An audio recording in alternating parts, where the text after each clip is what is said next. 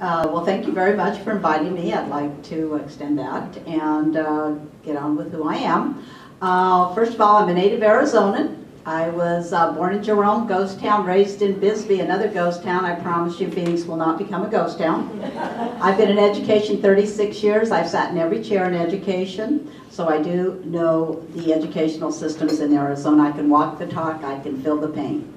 So I do have experience, I have the depth and breadth needed for this position, and I do know what the role of the superintendent does. First of all, they implement all the laws in education for the state of Arizona. They make sure all the money is divvied out to the schools, close to $5 billion. They also make sure that the academic standards are taught to our students in the schools, and if they are not, then we intervene. And fourth, we use this position as a bully pulpit, which is very important, because one of the big pieces of this position is to make sure that when schools are doing things that they should be doing, such as what the Tucson Unified School District has done, is teaching a curriculum that goes against the very values of this country.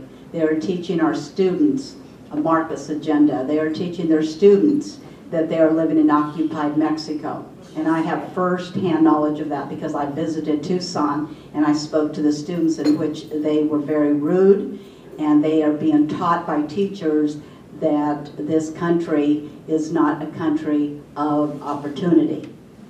I got involved in politics from being a high school teacher back in the 70s.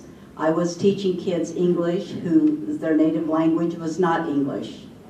And I went up against the educational establishment at the age of 24.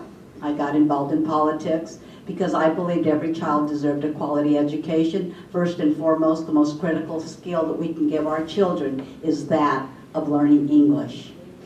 I then went on to become a principal, took on the values that I was raised with from my mother and father.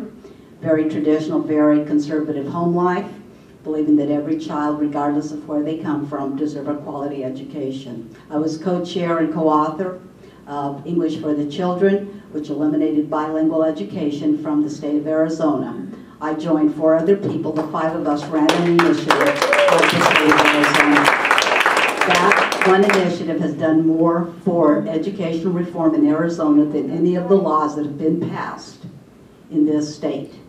And so when I die, because I will one day, I will know that I did something for the children in this state, and that is to make sure that English is the language of instruction, because that is the language that our Constitution is written in, and that's the language that our children should be taught in our schools. Thank you.